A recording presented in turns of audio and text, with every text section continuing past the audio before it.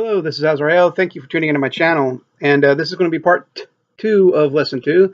And we're going to be talking about tools of witchcraft or ceremonial magician. We're just going to generalize here. Now, of course, if you guys have already practiced anything in magic, you probably already know some of these tools.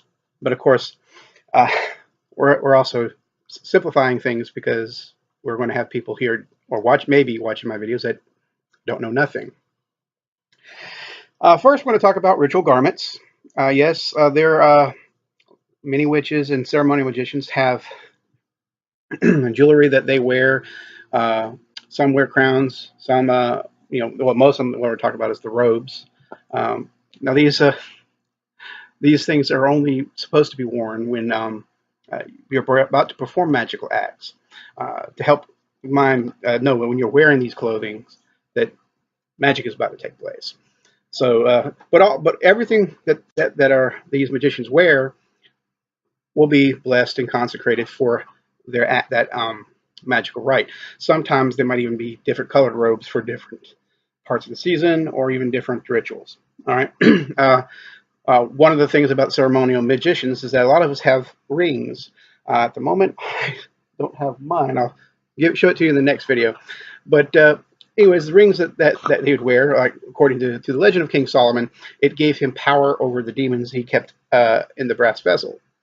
Okay, now we're going to move to the elemental weapons, as ceremonial magicians often tend to call them, or elemental tools. You have an air dagger, which usually represents air. Some traditions have it represent as fire because it was forged in fire, but usually it's representative of air. It's a double-edged blade.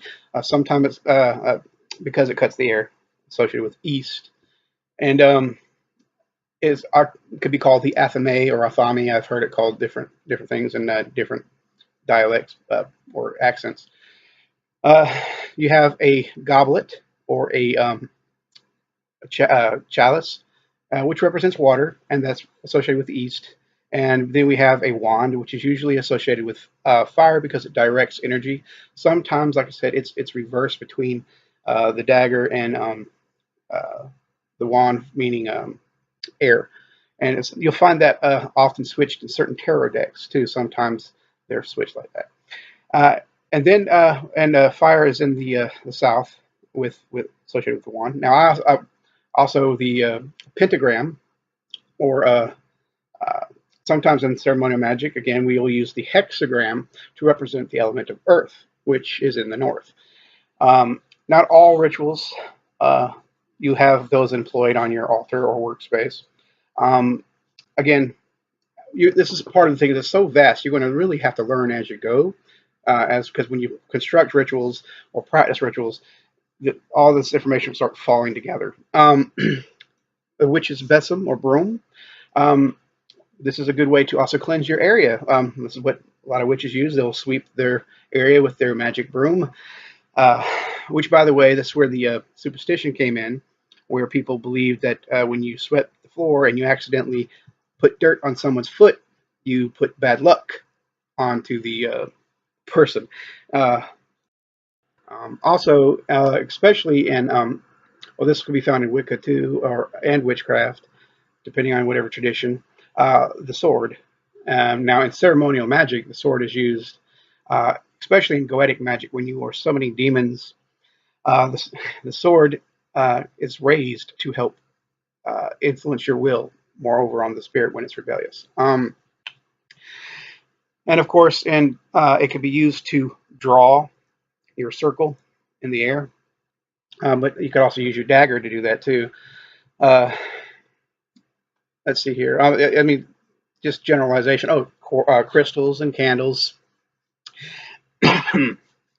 You also have incense. Like so, I mean, there's a lot. So in the end, once you start learning about incense and correspondence and stones and their correspondence and detecting energy, finding out new correspondence that will work in your magic when you feel their vibrations.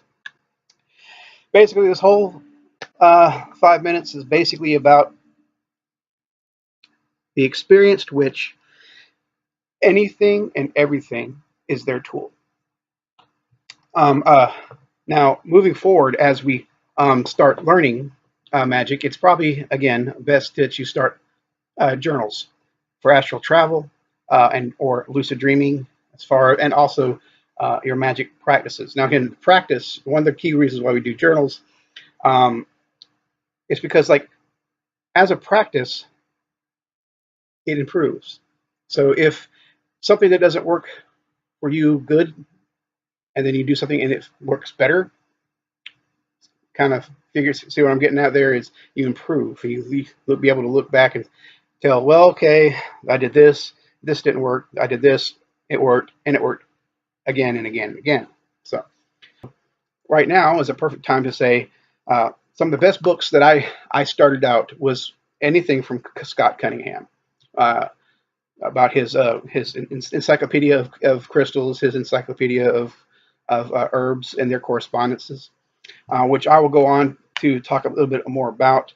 Uh, and we'll also Ray Buckland's complete book of witchcraft. So and oh, Modern Magic is another book that you guys should start reading. I cannot for the life of me remember. I'm going to pause this video and I'm going to look up his, go on my bookshelf and get his name. Okay, sorry, I'm not doing a script, doing this kind of prompt, whatever comes to my mind. But the name of the author of that book is, oh